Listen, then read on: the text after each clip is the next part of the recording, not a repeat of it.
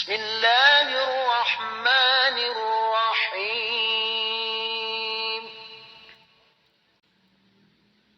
والليل إذا يغشى والنهار إذا تجلى وما خلق الذكر والأنثى إن سعيكم لشتى فأما من أعطى واتقى وصدق بالحسنى فسنيسره لليسرى وأما من بخل واستغنى وكذب بالحسنى فسنيسره للعسرى وما يغني عنه ماله إذا تردى إن علينا للهدى وإن لنا للآخرة والأولى فأنذرتكم نارا تلظى لا يصلاها إلا الأشقى الذي كذب وتولى وسيجنبها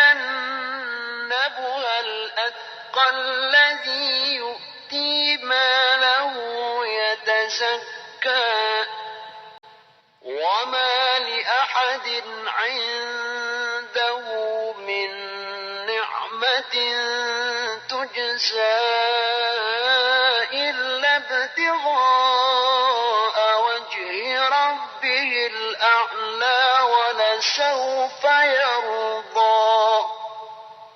Terjemahan Surah Al-Lail, ayat 1. Demi malam apabila menutupi cahaya siang. Ayat 2. Demi siang apabila terang benderang. Ayat 3. Demi penciptaan laki-laki dan perempuan. Ayat 4. Sungguh, usahamu memang beraneka ragam. Ayat 5. Maka barang siapa memberikan hartanya di jalan Allah, dan bertakwa. Ayat 6. Dan membenarkan adanya pahala yang terbaik, surga. Ayat 7. Maka akan kami mudahkan baginya jalan menuju kebahagiaan. Ayat 8. Dan adapun orang yang kikir dan merasa dirinya cukup tidak perlu pertolongan Allah. Ayat 9. Serta mendustakan pahala yang terbaik. Ayat 10. Maka akan kami mudahkan baginya jalan menuju kesukaran, kesengsaraan. Ayat 11. Dan hartanya tidak bermanfaat baginya apabila dia telah binasa. Ayat 12. Sesungguhnya kamilah yang memberi petunjuk. Ayat 13. Dan sesungguhnya milik kamilah akhirat dan dunia itu. Ayat 14. Maka aku memperingatkan kamu dengan neraka yang menyala-nyala. Ayat 15. Yang hanya dimasuki oleh orang yang paling celaka. Ayat 16. Yang mendustakan kebenaran dan berpaling dari iman. Ayat 17. Dan akan dijauhkan darinya neraka orang yang paling bertakwa. Ayat 18. Yang menginfakkan hartanya di jalan Allah untuk membersihkan dirinya. Ayat 19. Dan tidak ada seseorang pun memberikan suatu nikmat padanya yang harus dibalasnya. Ayat 20. Tetapi dia memberikan itu semata-mata karena mencari keridaan Tuhannya yang Maha Tinggi. Ayat 21. Dan niscaya kelak dia akan mendapat kesenangan yang sempurna.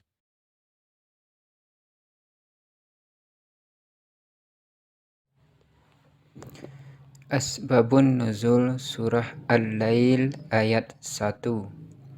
Ibnu Abi Hatim dan yang lainnya meriwayatkan dari Al-Hakam bin Abban dari Ikrimah dari Ibnu Abbas bahwa ada seorang laki-laki kaya yang memiliki sebatang kurma yang dahannya menjulur ke pekarangan rumah seorang laki-laki fakir yang memiliki banyak anak. Jika laki-laki itu datang ke rumahnya, ia sering memanjat pohon kurma tersebut untuk mengambil buahnya. Tetapi, terkadang beberapa butir kurma tersebut jatuh ke tanah, lalu anak-anak orang fakir itu mengambilnya. Akan tetapi, jika laki-laki kaya itu melihatnya, ia segera turun lantas merenggutnya kembali kurma yang telah dipegang oleh anak itu. Bahkan, apabila kurma itu telah berada di dalam mulut anak itu, maka ia juga tak segan-segan memasukkan jarinya ke mulut mereka untuk mengambilnya kembali. Laki-laki fakir itu lantas mengadukan tindakan tetangganya tersebut kepada Rasulullah. Setelah mendengar pengaduannya, Rasulullah lantas menyuruhnya pulang ke rumahnya. Suatu hari, Rasulullah bertemu dengan pemilik kurma tersebut. Beliau lalu berkata, "Berikanlah kepada saya pohon kurmamu yang dahannya menjulur ke rumah si Fulan, dan sebagai imbalannya engkau akan mendapatkan sebatang pohon di surga." Akan tetapi, laki-laki itu menjawab, "Saya ingin memberikannya karena saya memiliki banyak pohon kurma. Akan tetapi di antara semuanya tidak ada yang paling saya sukai buahnya daripada pohon yang satu ini." Setelah berkata demikian, laki-laki itu pun berlalu. Ketika itu, ia sempat berpapasan dengan seorang laki-laki yang sempat mendengarkan percakapannya dengan Rasulullah. Laki-laki yang mendengarkan percakapan tadi lantas bergegas menemui Rasulullah dan berkata, "Wahai Rasulullah, apakah imbalan yang engkau janjikan kepada laki-laki kaya tadi juga berlaku bagi saya jika saya berhasil mendapatkan pohon kurma itu?" Rasulullah menjawab, "Ya." Laki-laki yang juga memiliki banyak pohon kurma itu lantas berlalu dan segera menemui si pemilik kurma.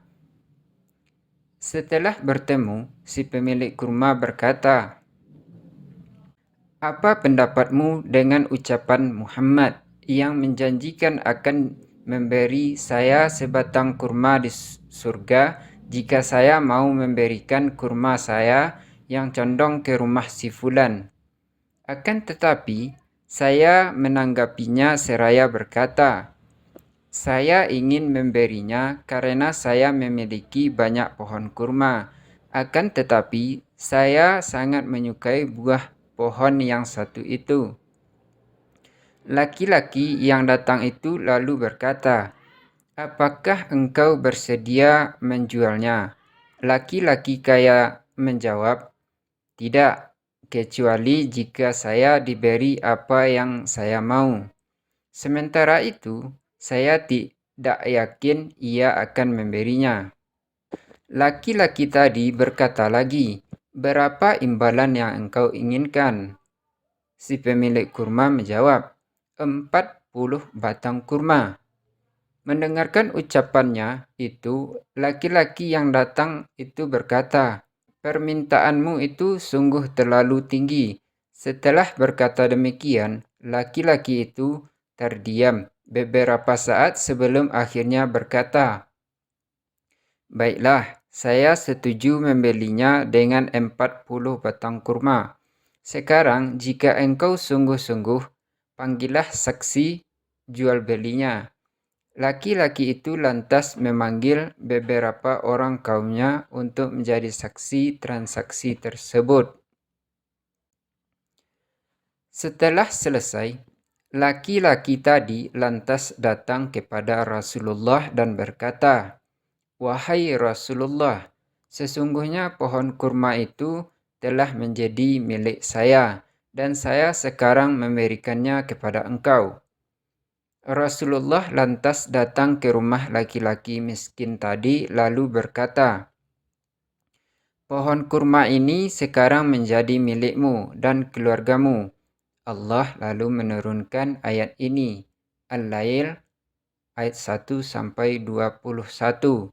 Ibnu Katsir mengatakan riwayat ini sangat ganjil. Asbabun Nuzul Surah Al-Lail ayat 5. Al-Hakim meriwayatkan dari Amir bin Abdullah ibnu Az-Zubair dari bapaknya yang berkata, suatu ketika Abu Quhafah berkata kepada anaknya, Abu Bakar Asy-Siddiq, wahai anakku, saya melihatmu hanya memerdekakan budak-budak yang lemah saja. Kenapa engkau tidak memerdekakan budak-budak yang kuat sehingga mereka dapat menjadi penjaga dan penolong bagimu? Abu Bakar lalu menjawab, wahai ayah, yang saya harapkan hanyalah imbalan dari Allah. Terhadap tindakan Abu Bakar itu turunlah surah ini. Asbabun Nuzul Surah Al-Lail ayat 17. Ibnu Abi Hatim meriwayatkan dari Urwah bahwa Abu Bakar telah memerdekakan 7 orang budak yang seluruhnya tengah dalam kondisi disiksa oleh majikannya karena mengakui keesaan Allah Subhanahu wa Ta'ala. Terhadap tindakannya inilah turunlah ayat 17. Dan akan dijauhkan darinya neraka orang yang paling bertakwa hingga akhir surah. Asbabun Nuzul Surah Al-Lail ayat 19. Al-Bazzar meriwayatkan dari Ibnu Zubair yang berkata, ayat 19, dan tidak ada seorang pun memberikan suatu nikmat kepadanya yang harus dibalasnya, hingga akhir surah turun berkenaan dengan Abu Bakar Asy-Siddiq.